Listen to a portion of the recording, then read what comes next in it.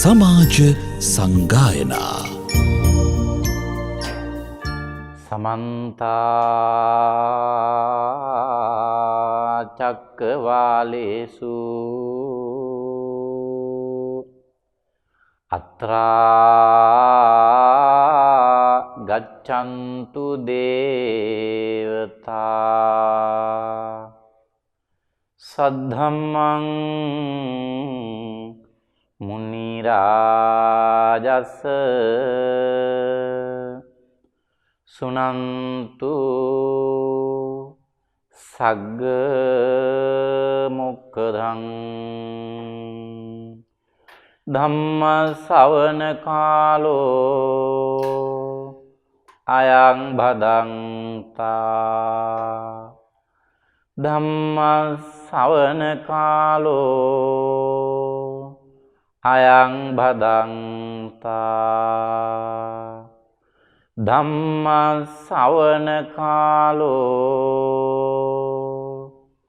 අයං භදන්තා නමෝ තස්ස භගවතු අරහතෝ සම්මා සම්බුද්දස්ස නමෝ තස්ස භගවතු අරහතෝ සම්මා සම්බුද්දස්ස නමෝ තස්ස භගවතු අරහතෝ සම්මා සම්බුද්දස්ස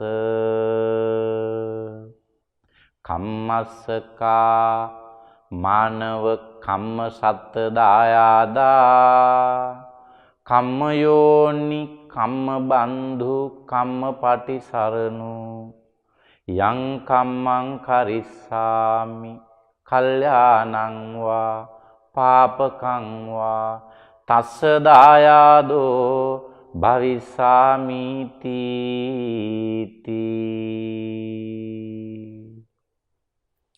ධර්ම ශ්‍රවණාභිලාෂී සදැහැති වාසනාවන්ත පින්වත්නි හිමිදිරි පාන්දරක පින් සිතුවිලි සිත්වල ගොඩනගාගෙන පිනෙන් බරිත ජීවිතයක් ගත කරන්නටත් සංසාරිකව සිද්ධ කරපු පින ඉස්මතු කරගන්නටත් පින්වන්ත උදෑසනක් සමාජ සංගායනා තුලින් ඔබට උදාපත් කරලා දෙන්නට හිරු මාධ්‍ය ජාලය වග බලාගෙන තිබෙනවා. හැමදාමත් පින්වන්ත ඔබට මේ සමාජ සංගායනා තුලින් ජීවිතයක් නිවැරදි මාර්ගයට ගන්න විදිහ ගැන පැහැදිලි කරලා දෙනවා. අපේ තිබෙන විවිධ අඩුපාඩුකම් ගැන කියලා දෙනවා. ජීවිත සාර්ථක කරගත්ත උදවිය ඒ සාර්ථකත්වයට ගියපු විදිහ ගැන කියලා දෙනවා. ජීවිත විනාශ කරගත්ත අය කොයි වගේ තැනකටද වැටුනේ? ඇයි ඒ අයගේ ජීවිත විනාශ වුනේ? ඔය ගොඩාක් දේ කියලා දෙනවා. ඇයි මේවා පැහැදිලි කරන්නේ සමාජ සංගායනා තුලින්? ඔබට හැදෙන්න. ඔබේ දරුවන්ට හැදෙන්න. ශ්‍රවණය කරන පින්වන්ත හැම කෙනෙකුටම හැදෙන්න. ඒ නිසා සමහර විට දේශන සියලුම ධර්ම කාරණාවන් නිවන ගෙනල්ලා දෙන ඒවා නොවෙන්න පුළුවන්. ඒ වගේම සමාජ සංගායනාවලදී කියවෙන හැම කාරණාවක්ම බණ පොතේ තියෙන කාරණාවක් නෙවෙන්න පුළුවන්. ඒත් කවදාවත් ඔබට අයහපතක් වෙන්නේ නැහැ. දේශකයන් වහන්සේ නමක් ශ්‍රාවකයන්ට අයහපතක් වෙන දෙයක් කිසි විටක දේශනා කරන්නේ නැහැ. භාග්‍යවතුන් වහන්සේගේ හදවතේ ගොඩනැගුණු කරුණාව තේරුම් අරගෙන දේශකයන් වහන්සේලා ධර්ම දේශනා කරන්නේ ශ්‍රාවකයා කෙරෙහි දයානුකම්පාවෙන් යුක්තව. පින්වන්ත ඔබත් අප දයානුකම්පාවෙන් යුක්තව ප්‍රකාශ කරන කාරණාවන් හොඳින් ශ්‍රවණය කරන වග අපි දන්නවා. ඒ වගේම ඒවා අනුගමනය කරලා ජීවිතේ වෙනස් කරගන්නට මහන්සි ගන්නවා කියලා අපි දන්නවා. අපිට ලැබෙන ලිපි, අපිට ලැබෙන සමහර දුරකථන ඇමතුම් වලදී හඬමින් කියපු කාරණා සමහර කෙනෙක් අපේ ජීවිතේ අපේ හාමුදුරුවනේ සමාජ සංගායනා විසින් වෙනස් කළා. දවසක් දායක මහත්මිය කතා කරලා කියනවා මං හිටියේ කොතනද කියලා මට දැන් හිතා ගන්න බෑ. මං මහ නරකම තැනක හිටියේ අපේ හාමුදුරුවනේ. දවසක් දා සමාජ සංගායනා තුල ඔබ වහන්සේ දේශනා කරපු ධර්ම දේශනාවක් ශ්‍රවණය කරන්ට යෙදුනේ අහම්බෙන් මං බණ අහන කෙනෙක් නම් නෙවෙයි අපේ හාමුදුරුවනේ. එහෙම තමයි කිව්වේ. මං බණ අහන කෙනෙක් නෙවෙයි. අපේ ගෙදර අය අහනකොට මට ඉබේ ඇහුණා ඒක. ටිකක් වෙලා අහන් ඉන්නකොට මේ බණ නම් මටමයි කියන්නේ. කොහොමද මේ හාමුදුරුවෝ මං ගැන මෙච්චර දන්නේ කියලා මට හිතිලා මං තව ඇහුම්කන් දීගෙන හිටියා. මුලදී මට තරහකුත් ආවා අපේ හාමුදුරුවනේ කිව්වා. ඇයි මේ අපි ගාව තියෙන දුර්වලතා මේ බණවලට කියන්නේ කියලා. ඒත් අවසානයේට යනකොට මට පැහැදිලි වුණා කිව්වා. මම වෙනස් වුණා. මම වෙනස් වෙන්න ඕන කෙනෙක් කියලා. සැබවින්ම මේ දුර්වලතාවය මං ළඟ තියෙනව නේද කියලා මට වැටහුණා. මං දැන් සමාජ සංගායනා අත්හරින්නේ නෑ අපේ හාමුදුරුවනේ. බලන්න ප්‍රශංසාත්මකව කරපු ප්‍රකාශ. එතකොට මේ ප්‍රයත්නය ඒ කියන්නේ හිරු මාධ්‍ය ජාලය ගන්න මේ ප්‍රයත්නය ඒ මාධ්‍ය ජාල ගන්න උත්සාහ ධර්මානුකූල සමාජයක් ගොඩ නැගීමට ඒව අපතේ ගිහිල්ලා නැහැ. ඒක තමයි අපිට තියෙන බලවත්ම සතුට. බලවත්ම සතුට අපිට තියෙන. පින්වතුනි ධර්ම දේශනා කරන් ධර්මාසනේ උඩට වාඩි වෙච්ච පමණින් වැඩ සිටිය පමණින් පුළුවන් එකක් නෙවෙයි. මේ දේශනාවන් පටිගත කරන්නට කලින් අපි කොච්චර සූදානම් වෙනවද? බණ පොත් පෙරලා බලලා හදලා කරුණු ගොනු කරගෙන සමාජ කාරණාත් එක්ක ඒවා ගලපන්ට ඒවා සසඳන්ට ඒවා සටහන් තබාගෙන පෙර නොකියු එකක් කියන්ට වග බලා ගන්න ඕන. මේ වගේ ලොකු ප්‍රයත්නයක් උත්සාහයක් අපි දරනවා දේශකයන් වහන්සේලා විදියට. ප්‍රශංසාත්මකව යමෙක් කතා කරනකොට අපිට හයියක් තියෙනවා, ශක්තියක් තියෙනවා, බලවත් සතුටක් දැනෙනවා. අපි ගත්ත උත්සාහය අපතේ ගිහිලා නැහැ කියලා. ඒ තමයි අපි ලබන එකම සතුට. පින්වතුනේ සමහර කාරණා තියෙනවා වෙනස් කරන්න බෑ. කර්මජමය තත්වයන් තියෙනවනේ වෙනස් කරන්න නොහැකි මට්ටම ඒවා. කර්ම කළ පුජ්‍යලයා විසින් ඒවා බාර ගන්න ඕන. කාටවත් වෙනස් කරන්න බෑ. අපේ ශාසනයේ ලෝසක තිස්ස කියලා හාමුදුරුව නමක් වැඩ හිටියා. ලෝසක තිස්ස හාමුදුරුවන්ට කවදාවත්ම බඩ පිරෙන්න දානේ හම්බ වුණේ නැහැ. හම්බ වුණේ නැහැ. හරි පුදුමයි. දැන් වගේ නෙවෙයි ඒ කාලේ පින්ඩපාතේ වැඩම කරාම පාත්‍රයක් අරගෙන දානේ හම්බ වෙනවා. ගෙවල් දොරවල් වල මිනිස්සු හුරු වෙලා පුරුදු වෙලා බලාගෙන ඉන්නවා ස්වාමින් වහන්සේ නමක් වඩිනකම් පින්ඩපාතේ බෙදන්නට. ඒ කල තනි කරම පින්ඩපාතික ජීවිතයක් තිබුණේ. ඉතින් පින්ඩපාතේ වඩිනවා ලෝසක හාමුදුරුවෝ. පින්ඩපාතේ බෙදන්න බලාගෙන ඉන්න දායක ඇත්තන්ට පේනවා ලෝසක තිස්ස හාමුදුරුවන්ගේ පාත්‍රයේ දාණයෙන් පිරීලා. හැබැයි එහි දානයක් නැහැ. යන්තම් දිවි රැකෙන්න විතරයි. ඒ කියන්නේ අපවත් වෙනවට විතරක් අපවත් නොවි ඉන්න විතරක් ආහාර ටිකක් හම්බ වෙනවා.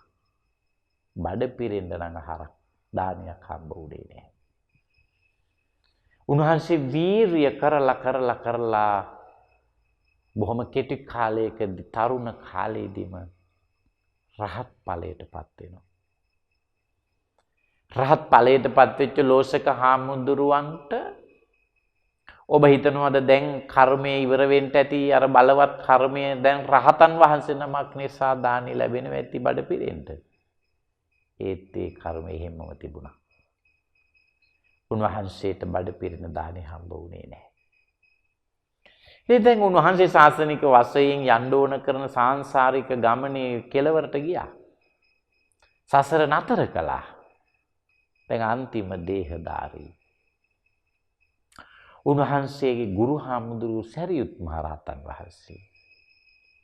ධම්සෙනවි සැරියුත් මහරහතන් වහන්සේ පින්වතුනේ බොහොම කරුණාවෙන් අනුකම්පාවෙන් යුක්තවයි ලෝසක තිස්ස තෙරුන් වහන්සේ පැවිදි කරගත්තේ. ශ්‍රමණ කෘත්‍ය සඵල කරගත් එක ගැන සැරියුත් මහ තෙරුන් වහන්සේ බොහොම ප්‍රශංසා කළා. කල් ගියා. මොනියම් හේතුවක් නිසාවෙන් හරි ලෝසක තිස්ස රහතන් වහන්සේගේ ආයුෂ අවසන්. ආයු අවසන් වෙනවා. දැන් ගුරු හාමුදුරුවෝ ජීවතුන් අතර ඉන්නවා. ආයු අවසන් නිසා දැන් ගෝල හාමුදුරුවෝ පිරිනුවම් පාන්න ඕන. ගුරු හාමුදුරුවෝ ජීවතුන් අතර ඉන්නවා නම් ගෝල හාමුදුරුවෝ පිරිනුවම් පානවා මෙයා උන්වහන්සේට ගිහින් වැඳලා අවසර අරන් කාරණා කියලා. ඒ අවසරය ලබන්න ඕන. සැරියුත් මහ තෙරුන් වහන්සේ මුණ ගැහෙන්න ගියා. ගිහිල්ලා වැඳලා සාරිපුත්ත මහ තෙරුන් වහන්සේට කියනවා මම පිරිනිවන් පාන්න ඕන කියලා. පින්වතුනි අග්‍ර ශ්‍රාවක දකුණස්සව් ධම්සෙනවි සැරියුත් නැත්නම් සාරිපුත්ත මහ තෙරුන් වහන්සේට ධර්ම සංවේගයක් ඇති වෙනවා. පැවිදි ජීවිතය තුළ අපත් එක්ක මෙපමණ කාලයක් වැඩ සිටියා. මේ කාලේ පුරාවටම කුස පිරෙන්න ආහාරයක් ලැබුවේ නැහැ. දැන් උන්වහන්සේ පිරිනිවන් පාන්නට සූදානම. හෙට පිරිනිවන් පානවා. අදවත් උන්වහන්සේට කුස පිරෙන්න දාණය ලැබෙන්න සලස්වන්න ඕන. ලෝසක අද අපිත් එක්ක දානෙට වඩිමු. සාරිපුත්ත මහ තෙරුන් වහන්සේ යෝජනා කළා. උන්වහන්සේ කැමති වුණා. දැන් උන්වහන්සේලා පිණ්ඩපාතේ වඩිනවා. පත්ත චීවර මාදාය ඒ පාත්‍රය අතැතිව සිවුරු පොරවාගෙන දෙපඩ සිවුර කරේලාගෙන පිණ්ඩපාතේ වඩිනවා. පුදුම සාගත දේනම් පින්වතුනි වෙනදා මිනිසුන් මග බලාගෙන ඉන්නවා කොමේ ස්වාමින් වහන්සේ තවම වැඩි නෑ නේද කියලා පිණ්ඩපාතේ බෙදන්න.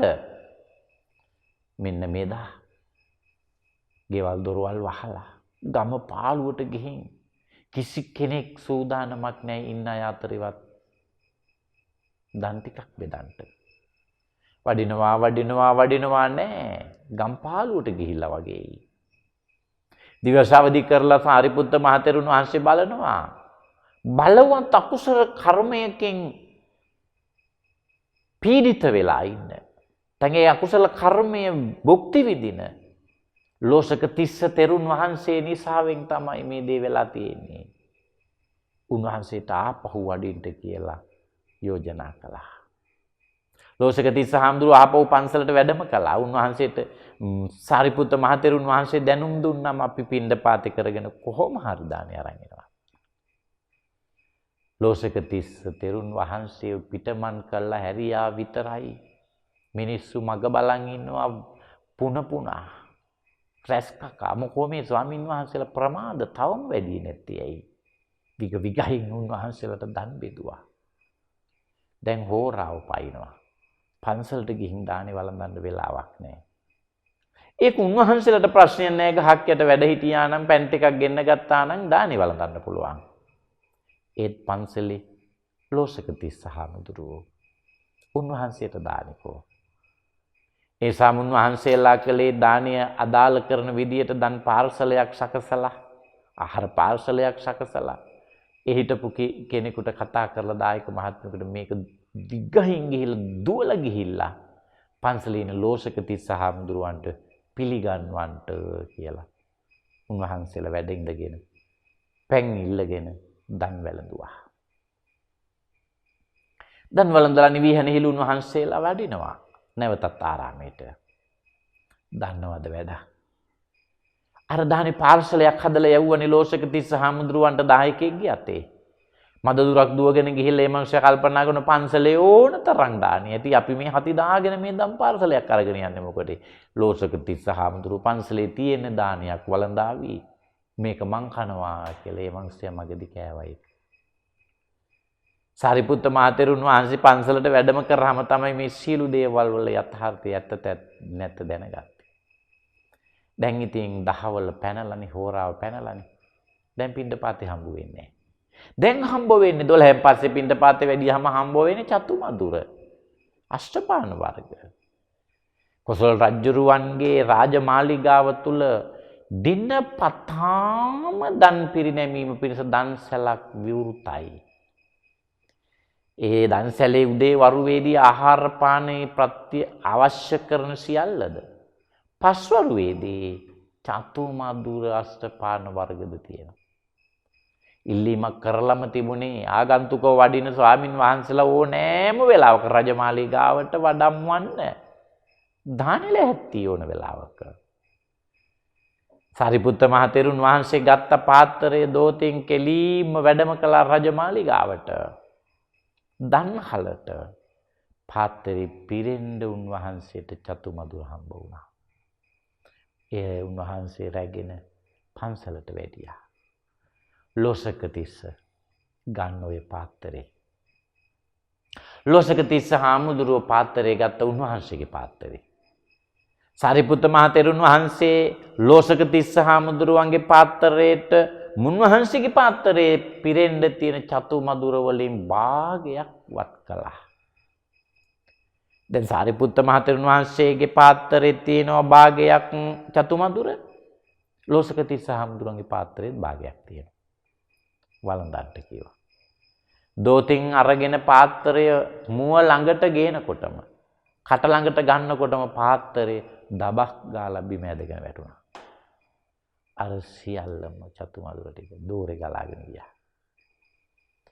අත් දෙක පණ නැතිලා මොකක් හරි වෙලා මුව ළඟට ගන්නවත් එක්කම පාත්‍රයේ ලුහුටලා වැටුණා. තින් බලන්ටකෝ. බලන් ඉන්න අයට මොනව හිතුණත් දන්නේ නැහැ. ඔබට නම් දැන් හිතන දේ පැහැදිලි. මොන තරම්නම් බලවත් පාප කර්මයක්ද? කාලකන්ණි කමක්. අතට දීපු දේ කටට දාගන්න බෑ. ඒ වාසනාව නැහැ. ඒ පින නැහැ. ඒ වගේම බලවත් අකුසල කර්මයක් නිසා එහෙම වෙලා තියෙනවා. දැන් ඉතින් සාරිපුත්ත මහතෙරුන් වහන්සේ දන්න උන්වහන්සේගේ පාත්‍රයේ තව භාගයක් තියෙනවා චතුමදුර. එය අරගෙන උන්වහන්සේගේ දෝතින් අල්ලන්නවත් එපා කියලා ලෝසක තිස්ස හාමුදුරුවන්ට කියලා. ලෝසක තිස්ස හාමුදුරුවන්ගේ කටට සාරිපුත්ත මහතෙරුන් වහන්සේගේ පාත්‍රයෙන් උන්වහන්සේ විසින් චතුමදුර වක්කලා වැළඳෙව්වා. උන්වහන්සේ බඩ පිරෙන්න වැළඳුවා. පිරිනිවන් පානවෙන් මෙහා අද තමයි උන්වහන්සේ දීර්ඝ කාලයකින් බඩ පිරෙන්න දානයක් වැළඳුවේ. අපි හිතනවා මේ පැවිදි වෙච්ච දා ඉඳලා. ඔව්. එදා ඉඳලා නෙවෙයි. කල්ප ගානකින් මෙහා. භව ගානකට මෙහා අද තමයි බඩ පිරෙන්න දානයක් වැළඳුවේ. ලෝසක තිස්ස හාමුදුරුවෝ පිරිනිවන් පෑවා. භාග්‍යවතුන් වහන්සේ ළඟට මේ ප්‍රශ්නයක් අරන් ගියා. රහත් වෙන්න තරම් පිනක් තිබුණු කුස පිරෙන්න ආහාරක් නොලබපු මොකද්ද මේ කර්මය? මහණෙනි, කාශ්‍යප බුද්ධ ශාසනය පවතින කාලේ ඔය ලෝසක තිස්සේ දත් සාමින් වහන්සේ නම ආරණ්‍ය වාසීව වැඩ වාසය කරනවා. උන්වහන්සේගේ ආරණ්‍ය ග්‍රාමීය ප්‍රදේශයෙන් ඔබට ගිහින් සාමාන්‍ය ජනතාවක් ඉන්න උන්වහන්සේලාගෙන් සාමාන්‍ය ප්‍රත්‍යපාසුකම් ලබන ආරණ්‍ය. මේ ආරණ්‍යයට ආගන්තුකව රහතන් වහන්සේ නමක් වැඩම කළා. උන්වහන්සේ රහත්ද නැද්ද කියන්න ලෝසක තිස්ස හාමුදුරුවෝ දන්නේ නැහැ. දැන් ලෝසක තිස්ස නෙවෙයි එතකොට නම. මේ කියන්නේ උන්වහන්සේ කාශ්‍යප බුදුහාමුදුරුවන්ගේ ශාසනයට විච්ච කාලෙදී ඉපදිලා හිටියේ. එතකොට සුව දුක් විමසලා බලලා දවසකට දෙකකට වැඩ ඉන්න ආපු බව ඒ රහතන් වහන්සේ ප්‍රකාශ කළාම ලොකු කැමැත්තකින් නෙවෙයි අකමැත්ත පෙන්වන්නෙත් නැතිව කුටියේ යන් ඉඩක් ලබා දුන්නා. දානගෙන ආපු දායක මහත්මයා උන්වහන්සේවත් දැකලා හරිම පැහැදුනා. අනේ කොච්චර දෙයක්ද. එකනමයි අපිට වැඩ හිටියේ දැන් දෙනමක් වැඩ ඉන්නවා. හරිම හොඳයි. විස්තරේම කතා බස් කරලා ආගන්තුක රහතන් වහන්සේගේ ඉන්ද්‍රියන් පිළිබඳ ලොකු පැහැදීමක් ඇතිව මේ දායක මහත්මයා මේ පළවෙනි දවසේ මුන්වහන්සේව දැකපු දෙනම වහන්සේටම ආරාධනා කළා හෙට අපේ ගෙදර දානෙට වඩින්න කියලා. ආරාධනාව බාරගත්තා. ඔන්න පළවෙනි වතාවටම ආරණ්‍ය අයිතිකාර හාමුදුරුවන්ට හටගත්ත පාප ධර්මයේ මේ ස්වාමින් වහන්සේ නිසා මට ලැබෙන්න තියෙන ගොඩක් දේවල් නැති වෙන හැඩයි දැන්. මට ලැබෙන්න තියෙන දාහනේ මට ලැබෙන්න තියෙන පිරිකරේව නැති වෙයි. දැන් ඒවා දෙකට බෙදන්න වෙයි. දැන් ඔය මිහිරි රස බොජුන් මෙයා වළඳලා මෙයාට ආසාවක් ඇති වුණොත් මෙයාව මෙහෙම පන්න ගන්න බැරි වෙයි. ඒ නිසා මං කරන්නම් සුදුසුම දේ කියලා. පසුවදා දැන් අර දායක මහත්මයාගේ නිවසේ සංඝික දානේ තියෙන දවසේ දැන් අයිතිකාර හාමුදුරුවෝ ආරණ්‍ය වාසී පින්නතුනේ ස්වාමින් වහන්සේලා වැඩ ඉන්න තැනක ආරණ්‍යයක උන්වහන්සේලාට ඒ කුටිවල ඉන්නකොට උන්වහන්සේලා දාන්නට ගිලම්පස්සට වඩම්ම ගන්න කතා කරලා නෙවෙයිනේ. කතා කරලා කරන්න බෑනේ. කැලේ ඒ තැන්වල කුටිවලනේ වැඩ ඉන්නේ. සාප්‍රදාන දානශාලාව ළඟ ගෙඩිය කියලා එකක් තියෙනවා. ගෙඩිය ගහනවා කියලා එකට කියන්නේ. ලී කොටයක් හාරලා බෙනයක් වගේ හදලා තමයි ඒක හදාගන්නේ. ඒකට නාද කරන විලාසයක් තියෙනවා. ඒ විලාසයට නාද කරාම ඒ කුටිවල ඉන්න ස්වාමීන් වහන්සේලා දන්නවා මේ වෙලාවේ මොකටද මේ නාද කළේ. මේ ගිලම්පස්ස වෙලාව. මේ දානේ වෙලාව. මාසෙලා දන්නවා. දැන් එතකොට මේ ගෙඩියට මේ අයිතිකාර ස්වාමින් වහන්සේ හිමීට ගිහින් නිය පිටින් තට්ටු කරනවා. නිය පොත්තේ පිටින් තට්ටු කරනවා. දැන් ওই සද්දේ ඇහෙනවද එතකොට අර රහතන් වහන්සේ ඉන්න කුටියට? ඇහෙන්නේ නැහැ. නිය පොත්තෙන් තට්ටු කළේ. ඒ මොකද? දැන් කොතනකදීවත් ගිහින් කියන්න බෑනේ මේ හාමුදුරුවෝ ආවේ නැති වුණාම මම ගෙඩිය ගැහුවේ නැහැ කියලා. දැන් ගෙඩිය ගැහුවානේ. ඇහුන්නේ නැති වුණාට මට කරන්න දෙයක් නැහැ. අන්න ඒ උත්තරේ දෙන්න බලාගෙන. එහෙම ගිහිල්ලා උන්වහන්සේ කුටිය ළඟටත් ගියා. ඉතින් කුටියේ වැඩ ඉන්න දොර වහගෙන. බුද්ධ නීති තියෙනවා. ඒවාට අනුගත වෙමින් උන්වහන්සේ වැඩ ඉන්නවා. ඊට පස්සේ දොරටත් දෙපාරක් නිය පිටින් තට්ටු කළා. නිය පොත්තෙන් කරන්න පුළුවන් තට්ටුව දෙපාරක් කළා. අයිතිකාර හාමුදුරුවෝ විතරක් අර දායක මහත්මයාගේ ගෙදරට වැඩම කළා සංඝික දාණයට. දායක මහත්මයා ඇහුවා කෝ අර ආගන්තුක හාමුදුරුවෝ ඇයි වඩම්මගෙන ආවේ නැත්තේ? කොහේ වඩින්නද? මම ගෙඩිය ගැහුවා වගක්වත් නැහැ.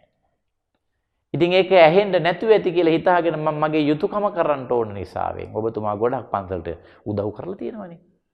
මගේ යුතුයකම ඉටු කරන්න ඕන නිසාවෙන් මං උන්වහන්සේගේ කුටිය ළඟට ගිහිල්ලා දොරටත් තට්ටු කළා.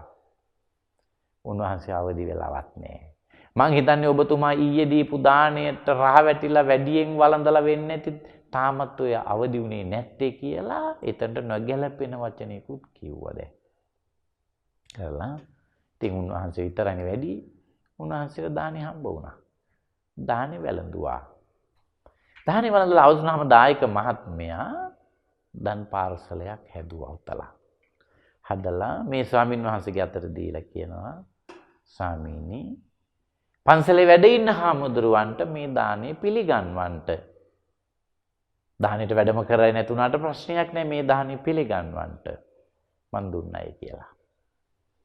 දැන් මේ හාමුදුරුවෝ ඒ දානේ පාර්සලෙත් අරගෙන වඩිනවා. වටින එක මම කල්පනා කරනවා මේ දාණය දුන්නොත් නම් මේ පුජ්‍යලයා මෙයා බින්න බහින එක බහිනවමයි මෙහි. මෙයා වෙලව ගන්න බැරි වෙනවා මේ දාණය දුන්නොත්. ඒ කියන්නේ දාණය රසට තියනවා කියන එකයි එකෙන් අදහස් කළේ. මෙයා එලව ගන්න බෑ. මෙයාට දෙනවට වඩා හොඳයි මේක ගිනි ගොඩට දාන්නවා කියලා. මෙන්න එතකොටම ගිනි ගොඩක් තිබුණා. දැම්ම ගිනි ගොඩට. ද්වේෂ සහගත චේතනාව සිතුවිල්ල ඉස්මතු වෙලා පේනවද කරපු දෙයක මහත. එතකොට බලන්න ද්වේෂය මුල් වෙලා කරපු ක්‍රියාව කොයිතරම් බරපතලද. දානි පැකට් එකක් දන් වේලක් රාතන් වහන්සේ නමකට ලැබෙන තිබිච්ච දන් වේලක් ගිනි ගොඩට දානවා. නුඹට දෙනවාට වඩා හොඳයි මේ ගින්නට දානවා කියලා. අන්න එහෙම සිතුවිල්ලක් නැති. දැම්ම මේක ගිනි ගොඩට. දැන් අර රහතන් වහන්සේ දිවසින් මේ ඔක්කොම දකිනවා. උන්වහන්සේ ආපහු ආරණ්‍යට එනකොට උන්වහන්සේ වැඩම කරලා. එතකොට උන්වහන්සේ වැඩම කරලා පන්සලට ආරණ්‍යට දොරට තට්ටු කරලා බැලුවා කුටියේ. උන්වහන්සේ නැහැ. මහන්සි අරගෙන බැලුවා බලනකොට උන්වහන්සේ ගියපු බවට සලකුණු තියෙන. දැන් අයිතිකාර හාමුදුරුවන්ට ලොකු බයක් ඇති වුණා. බය වුණේ කොහොමද මෙච්චර ඉක්මනට මේ වගේ මෙතනින් නික් වෙලා මේ ගමන ගියේ? එහෙම යන්න පුළුවන් නම් ඒකාන්තයෙන් උන්වහන්සේ රහත් වෙලා තියෙන්න ඕන. හැබෑවටම උන්වහන්සේ රහත්ද දන්නේ නැහැ. රහත් වෙන්න ඇති. ඔන්න ඔහම හිතනවා. කොහොම හිතනවා? පින්වතුනි උන්වහන්සේ ඒක දැකලා තමයි එතනින් නික් වෙලා ගියේ. උන්වහන්සේ වෛර කරන්න ආවේ නැහැ. මට ලැබෙන්න තියෙන දානි නැති කළා. මම මේ පන්සලේ බින්න බහින්න ආව නෙවෙයි. උන්වහන්සේට කියන්න තිබුණා. උන්වහන්සේ කිසිවක් කිව්වේ නැහැ. උන්වහන්සේ ස්ථානය අතහැර ගියා. හිත හදාගන්න බැරි වුණා මේ ස්වාමින් වහන්සේට. හිත නරක වුණා. උන්වහන්සේටම හිතුණා මං එතකොට මේ එලවගෙන තියන්නේ වෙනස්කම් කරලා තියෙන්නේම ඇත්තටම මාර්ගඵලලාභියෙකුට වෙන්න ඕන. එයාගේ හිතේ ලොකු බයක් හටගත්තා. එයා ඒ බයත් එක්ක තමයි ජීවත් වුනේ. ජීවත් වෙලා අපාගත වුණා. අපාගත වුණා. ජීවත් වෙලා මිය ගියා. මිය ගිහින් අපාගත වුණා. ඉතින් අපායි බරපතල විදියට අපා දුක් විඳලා ඉවරලා එකපාරටම මනුස්ස ලෝකෙට එනව නෙවෙයි. ඒ ත්‍රිසම් භවයන් වල පවා ඉපදෙනවා. එකම තැනකදිවත් ආහාර නම් හම්බ වුණේ නැහැ. බඩ පිරෙන ආහාර හම්බ වුණේ නැහැ. ඔන්න මනුස්ස ලෝකෙට එනවා. මනුස්ස අම්මා කෙනෙක්ගේ කුස දුප්පත්ම ගම්මානේ පොසත් ගම්මානයක ඉපදුණා. බඩ පිරෙන කන්න හම්බ වෙනවනේ. එදා වේල බොහොම අමාරුවෙන් හම්බ කරගෙන කාලා ජීවත් වෙන පවුල් 1000ක් විතර තියෙන ගමක් තිබුණා. ඒ ගමේ ජීවත් වෙන්නේ එකම රස්සාව තමයි මාළු අල්ලලා ජීවත් වෙන්නේ. මේ අපාගත වෙලා හිටපු භික්ෂුව ඔන්න දැන් මනුස්ස ලෝකෙට ඇවිත් මනුස්ස අම්මා කෙනෙක්ගේ කුසක් හෙව්වා. හම්බ වුණේ අර කියාපු අර පවුල් 1000ක් විතර ජීවත් වෙන ගමේ අම්මා කෙනෙක්. ඒ අම්මගේ කුස පිළිසිඳ ගත්තා. පිළිසිඳ ගත්ත දා ඉඳලාම ඒ අම්මට කන්න නැහැ. බඩ පිරෙන ආහාර හම්බ වෙන්නේ නැහැ. නිന്ദා අපහාස වල ප්‍රමාණයක් නැහැ. ඒවත් දරාගෙන අම්මා කටයුතු කළා. සමහර දවසට ඉඳුල් හොදලා වීසික රාම එතන බිම වැටිච්ච බත් ඇට ටික කපුටෙක් වාගේ ඇහුඳගෙන කන මට්ටමට යමපත් වුණා. අය අම්මා හොඳටම දන්නවා මට මෙහෙම වුණේ මේ ළමයා කුසට ආපු දවසේ ඉඳලායි කියලා. ළමයාගේ අකුසල කර්මය බලන්න අම්මට බලපාලා තියෙන විදිය කොයි වගේද කියලා. දැන් මේ විදියට ගිහින් මේ ළමයා කොහොම හරි මේ ළමයා දැන් කුස තුල ඉන්නේ. මුළු ගමටම කණ්ඩ නැති වුණා. මුළු ගමටම රස නැති වුණා. මුහුදු යන්න බැරි වුණා. ගමේ අය එකතු වුණා. ඇයි මෙහෙම උනේ? මෙහෙම වෙන්න බෑ. කවුරු හරි කාලකන්ණියෙක් ඇති. බෙදෙමු දෙකට 500 500 පවුල් දෙකට බෙදුණා. දැන් එතකොට මේ ළමයා හම්බ වෙන්න ඉන්න අම්මා ඉන්න 500ට පෙර පරිදිමයි. අනිත් 500ට හොඳයි දැන්. එතකොට ඊළඟට එහෙනම් අපේ ගොඩේ තමයි කවුරු හරි ඉන්න කෙනෙක් ඉන්නේ කාලකන්ණියෙක් කියලා අර ඒ බඩදරු අම්මා ඉන්න කණ්ඩායමේ අය ආයි දෙකට බෙදුණා. ඔහොම බෙදි යනවා. දැන් මාස 10ක් සම්පූර්ණ වෙනවා. අවසාන වෙනකොට දැන් එක් අම්ම කෙනෙක් හිටිනවා ගර්භණී මව. ඒතර මුළු ගමම තීරණය කරනවා නුඹට ලැබෙන්න ඉන්න මේ ළමයා නිසා තමයි මහා කාලකණි ළමයේ නිසා තමයි මුළු ගමටම මේ කණ්ඩ නැති උනේ කන කොක හැඬුවා වගේ උනේ. එලෙව්ව ගහලා. එළෙව්වා. වළං හොදලා වීසි කරන වතුර ටික පොළොවට උරා ගත්තාම අන්නේ වළං වල තිබිලා වැටිච්ච බත් ඇට හිඳගෙන කාලා ජීවිතය හදාගත්තා. දසමාසය සම්පූර්ණයි ළමයෙක් බිහි කළා. එයාම හොඳටම දන්නවා මේ ළමයාගේ කාලකන්නිකම හින්දායි මේ සේරම සිද්ධ වුණේ කියලා. ඒ ළමයා හොඳට අම්මට කිරි එරෙනවා. මොන කර්මයේ තිබුණත් අම්මට කිරි එරෙනවානේ දරුසෙනියස නිසා කිරි දීලා හැදුවා. ඇවිදින්න පුළුවන් මට්ටමට ආවහම ගොලපත් කෑල්ලක් එහෙම නැත්නම් ටිම්බෙල එක පිඟානක් මොකක් හරි ඇහිඳලා අතර දීලා කාරණා කියලා මොකද කළේ? අම්මා ගියා මට නම් තවත් මේ දුක විඳින්න බෑ පුතේ උඹත් එක්ක ඉඳලා කියලා. ඊට පස්සේ අන්න ඒ යන දරුවට තමයි දවසක් දා සැරියුත් මහතෙරුන් වහන්සේ හම්බ වුණේ. උන්වහන්සේ දැකලා හේතු සම්පත් ගෙනවිත් පැවිදි කළා. පැවිදි වුණාම ලෝසක හාමුදුරුවෝ එතනින් එහාට අර ඉස්සෙල්ලා කියාපු දේ බලන්න රහතන් වහන්සේ නමකට ලැබෙච්ච දාණය නැති කරා ද්වේෂයෙන් කේන්තියෙන් ඒක ප්‍රතිඵල භුක්ති විඳපු විදිය. අපිත් එහෙමයි. නරක චේතනාවෙන් කේන්තියෙන් දේශයෙන් යම් විදිහට ප්‍රශ්න විසඳද්දී ඒවට මුහුණ දෙන විදියත් එක්ක ගලපද්දී කොයිතරම් ඒවා නොගැලපෙන තැන් තියෙනවද කියලා හිතලා කල්පනා කරලා කටයුතු කරන්න. කල්පනා කරලා ගුණවතුන්ට ගරහන්න නැතුව ඉන්න. කල්පනා කරලා ජීවිතයට මේ බණ එකතු කරගෙන දුර්වලතාවය හඳුනා ගන්නට දුරු කර ගන්න. ඒ වෙනුවෙන් ඔබට මේ ධර්මානුශාසනාව මහෝපකාරී වේවා. ඔබට දලදා සමිඳු පිහිටයි. සමාජ සංගායනා